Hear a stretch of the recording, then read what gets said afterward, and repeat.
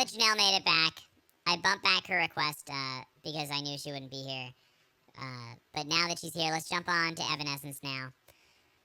Lost in Paradise was written by Amy when she was inspired by the love for Evanescence and personal reflection on her past struggles. Okay. I won't troll you.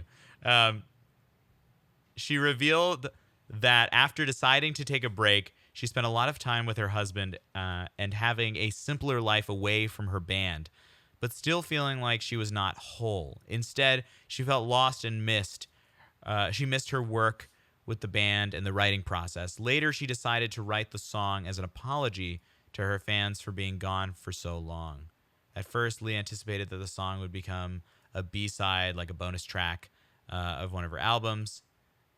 At most, thinking that the song was too personal for an album track itself. But it's like a love letter to her fans. It's like a love letter / apology letter. But I feel like often a good apology letter is a love letter in itself. No? Man, that's so real. That's such a real feeling. But Amy Lee always knows how to keep it real. All right, let's jump into it. This is Lost in Paradise, Evanescence.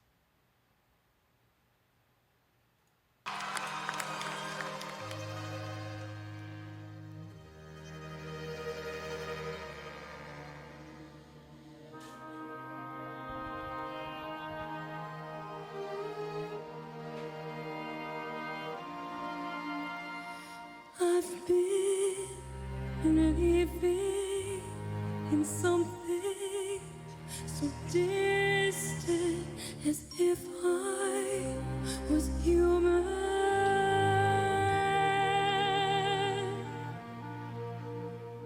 and I've been denying this feeling of hopelessness in me, in me.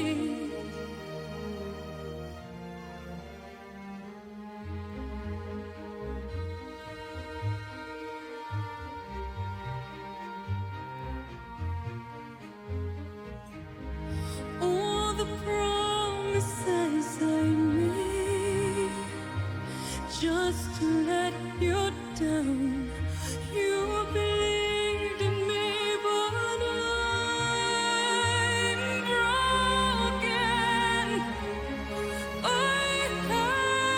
I'm broken. I have nothing left, and all I feel is this cruel wanting. We've been falling for all this time, and now I'm lost in paradise. Oh, that was a big drop moment, wasn't it? I've been believing in something so distant, as if I was human. And I've been denying this feeling of hopelessness in me. All the promises I made just to let you down, you believed in me, but I'm broken. I have nothing left, and all I feel is this cruel wanting. We've been falling for all this time, and now I'm lost in paradise. As much as I'd like the past not to exist, it still does. And as much as I'd like to feel like I belong here, I'm just as scared as you. Yo, what's up, Mike? It's good to see you, man. As I'd like, as much as I'd like the past not to exist, it still does. And as much as I'd like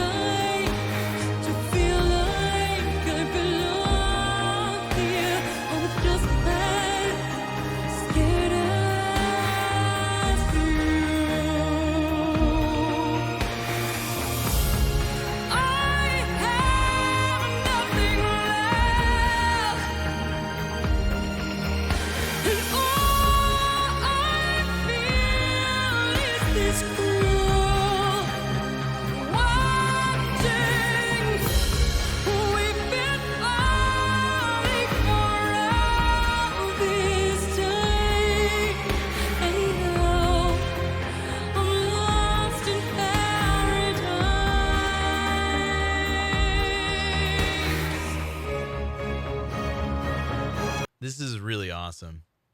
I like that it's an isolated performance because she comes out with one of the most beautiful timbres that I've ever heard from her. It's such a rounded and warm sound. It's not going too far to the extreme of like pressed, compressed vocals. It's also not in the range that she needs to kind of create anything hyper extended in her voice. It's all such a very warm, very flexible tone that delivers these lyrics and these emotions in such a pure and natural way. The way it's recorded too, whatever they did here, it's so well layered, right? I really love it. I laughed at this first line when I read it. I've been believing in something so distant as if I was human. It's like a self mocking thing, you know.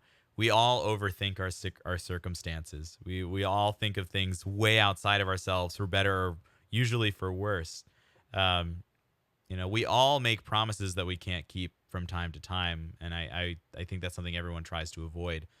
But that's one of the things that makes us feel kind of guilt about what we do with our lives. And oftentimes, for most of us, myself, you know, those promises you don't keep are usually to yourself. And that's probably one thing we don't acknowledge enough, is that it's okay to break promises to yourself, and you're not doing yourself any disservices in that sense. It's obviously harder to face promises made to other people that you don't keep. That's something I totally understand. You know, people who have a lot of ambition in certain areas and can't maintain those. And I think we all have that. Now, what's really fortunate is that, or fortunate more or less, is that Amy Lee is drawing from a real situation. It sounds like, especially the way you prefaced it, Janelle, is that this song was coming out of a burnout phase when she was trying to reclaim the energy and the love that this project, this band, brought her in the first place. But to do that, she had to face the reality that it was it wasn't easy, right? And that it led her into this difficult position.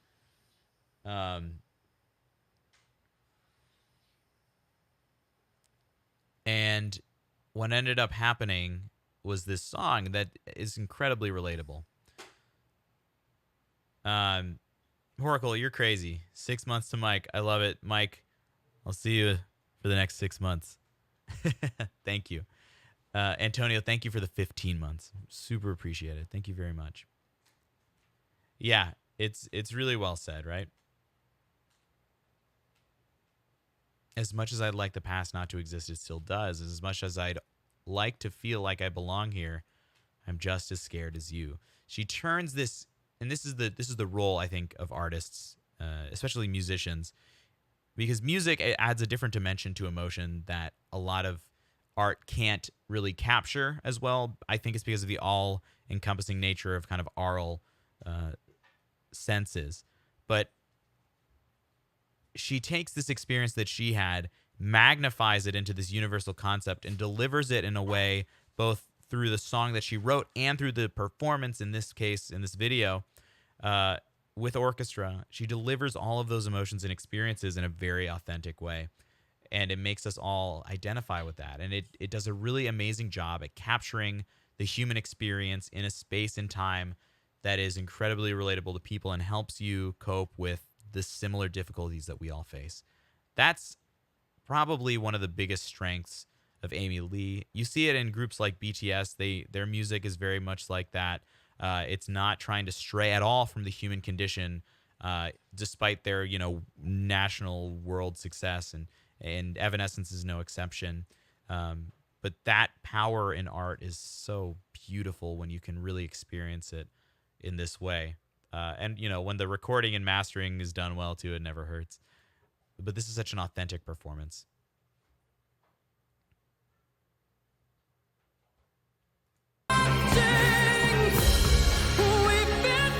Well, yeah, the gap between her second and third album and that being away, it's no, I mean, it has to be something related to Burnout, or else if she had the momentum and energy to continue in that sense, you know, there would be no reason to take that gap. But that's the difficulty, right?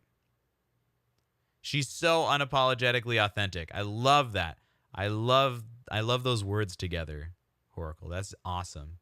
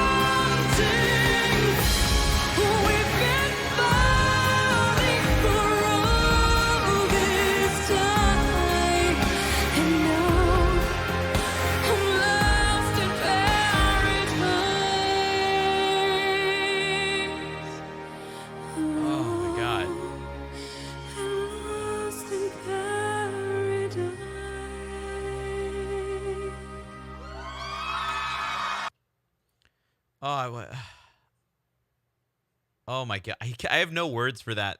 The end of this song. It's like a beautiful fanfare. It reminds me. I do a lot of thinking about scenarios that are difficult in making art happen, right? Um, and she's perfectly describing, especially with your extended commentary on this, Janelle. This is the first. This is the first album that she did without the band members that were not very nice to her before she fired them, right? So no matter how much success something gets, a project, a music project, I think about, runs of shows in opera. We do like a 2-week run of a show that we rehearse for 2 to 4 weeks before that, No matter how successful that is, there's nothing that can be more important than the group of people that you put that project together with. And I can only imagine that what wore on her may not have been the process itself, but it may have been that the people that she was around that were bringing her down or had other objectives or that kind of thing. And that's one of the biggest causes of really wonderful arts projects, anything coming together and falling apart, is the objectives and the intentions of people. And it's something so, I think, validating when you can kind of reclaim your own voice after an experience where the people you're working with kind of take that away from you, which sounds exactly like what she was going through. And you feel and you hear that power in this performance, that is kind of that triumphant return, right, of her and her art. And it's something definitely that requires healing from, too. And so that could definitely be something that is coming through in the way that she took time away between the albums. But if you look at the lyrics, I have nothing left and all I feel is cruel wanting. We've been falling for all this time and now I'm lost in paradise. I think the key to that is lost in paradise. It's what we've done has created so much success, but I have felt cruel wanting. I have nothing left. We've been falling for all this time. She's in paradise, but she's lost. She has nothing left to give. So that's such a difficult place to be in. Something that brings success on the outer edge, but leaves you as an individual, empty. And is it worth kind of sucking someone dry of that emotion for the sake of their art? There are people, there are producers and record companies who would say yes, and we all know kind of Amy Lee's experience with those record labels that are very abusive. But she's also notoriously someone who will, as you put it really well, unapologetically authentic and herself. The song was on their third album, and then Synthesis, which this performance is from, and the song... Oh, this performance is Synthesis. Cool. The song was redone... was the first album Amy had complete control of in the sound. So she was independent of the artist, independent of their artists, independent of the record label. Yeah. The sound of Evanescence, because she was an independent artist. Sorry, I can't read and talk at the same time, I guess, today. She was an independent artist, had a band that she was clicking with, finally, and that is a searching thing. There's never... This is going to enter an interesting conversation. Whenever Within Temptation comes up, we always talk about two things. A, how their music has changed over the long period of time, and B, how Sharon's voice has changed over a long period of time. But it's a similar situation to Evanescence where, and I think all bands do this. There's no band that will have the same exact sound forever if the artists are truly involved with their music. If they're truly connecting with the creation of music and not just doing it for some kind of superficial gain, there's never a band that will create the same exact kind of music forever. And part of that evolution is finding the process that works for writing music, the emotions that take place in the group dynamic, the forces that be, of course, the community. That's probably the most important thing, is the fan base. But also there's definitely a give and take when it comes to writing something for yourself and writing something for the people around you, or making music for yourself, making music for the people around you. And that goes for any creative endeavor, right? Obviously. I remember distinctly talking to Grant, and he had a really good way of saying that everything you do is for your community. But sometimes doing something for your fan base, doing something for your community, is also being authentic to the music you're putting out. Being unabashedly and unashamed in the sense of being authentic to your art is what your community wants, is what your ideal community wants as a musician, right? Anyway, I know this is a little bit of a tangent, but my favorite types of reactions to videos like this is when we get into those big ideas through, discussion. So that is really beautiful. Let's listen to this climax again because I was not ready for that, and it was just one of those mind-numbingly beautiful musical moments.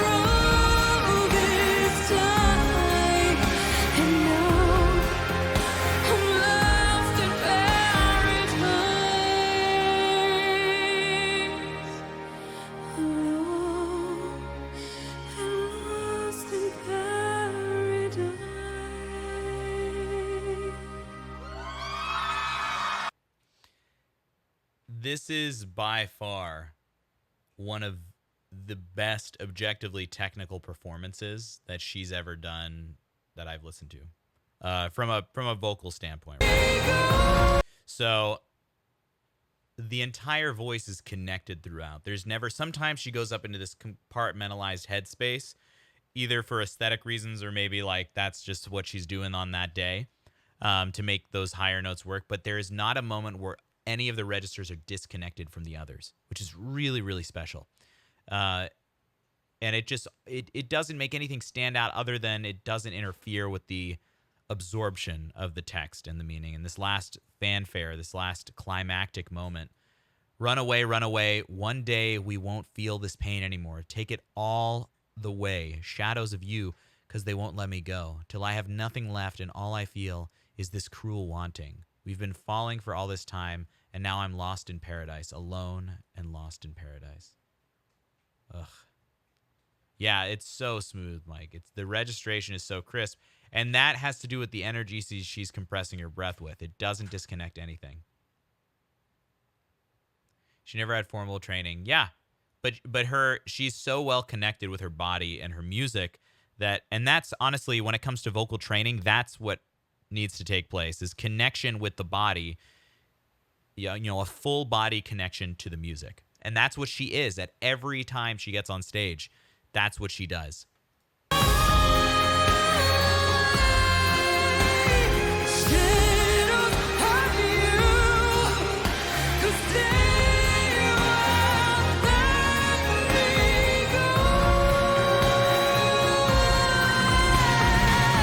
It's a really smart way to sing the word go on a high note, because if you're closing the vowel, it's hard, but she goes go, and she sings it on an ooh, and it's really easy to maintain. It's not really easy, but it's easier to maintain a really clean resonance on an ooh vowel up there, but it still sounds like go. It's smart. It's good singing. It's intuitive singing. It's really nice. For a limited time only, Money Machine will actually give you money for 1 hour before it breaks again. What are you talking about, Fox? She was on track to become a composer when she was classically trained in piano. Yeah, I recall that. And her piano playing is amazing. Dog child. Let's finish this out. having nothing left.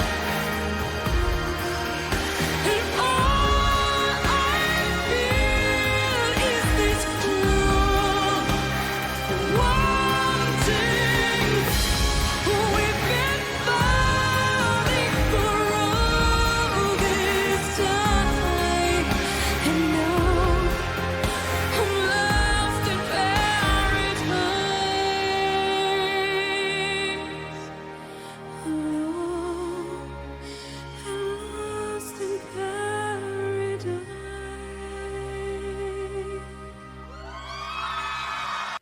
I don't think this is a small venue, but even if it is, it sounds like you guys should go see operas, because Mike, you should see what people can do in a big venue with no amplification.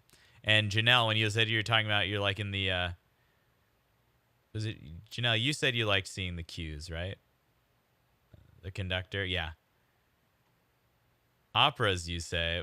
Yeah, Meowlin's gonna come to one of our shows. Nobel Prize, probably, yeah, definitely not a small venue when you're performing at the Nobel Prize Awards. This tour was the only Evanescence tour where Amy wanted seating, wanted it to be more classy. More classy. Yeah, classical music is classy. Although don't dress up more than jeans if you ever go to an opera house. It's not necessary. People think you have to dress up nice to go see classical music. You just have to listen to classical music to listen to classical music. That's the one live. But it's special live because you get that same kind of vastness as she really delivers in this composition. Donate to Fox's GoFundMe. Banking, money, machine maintenance. Yeah, at least you get free money. No, you don't have to come wearing a suit. You could if you want, but it doesn't, you don't have to. Yeah, this song made it. I mean, I think they're more like super like worldwide popular stuff is very different from a lot of the music she writes. And I think it's a really it's such an epic rabbit hole to go down and listen to all of, especially like the synthesis stuff. Yeah. It's a rewarding rabbit hole, I think is the best way of putting it. Oh, then wear the feather bow tie and wear the suit. If you want to dress up for the opera, it's allowed. I should say that. Someone's headbanging like a maniac, even with the slowest ballads, just like this one. That's funny. Oh, insane how personal it felt. I got you. Yes, this definitely felt super personal. And it's I think that all comes down to especially how she writes her music. The lyrics create such a personal connection. It's a lot of I and a lot of you and we. A lot of really personal connections in that music. It's beautiful.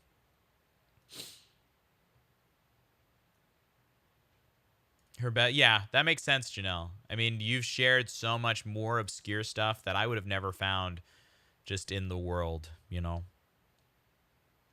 And I think that's been some of the more heartfelt, meaningful music to very intentional listeners. There's a logic to making kind of passively consumable music that becomes more popular more easily. But then there is a lot of value. I think there's more value to fewer people in creating music that is deeply heartfelt and can match specific people and situations, right? Okay. Man, that was so powerful. Janelle, thank you again.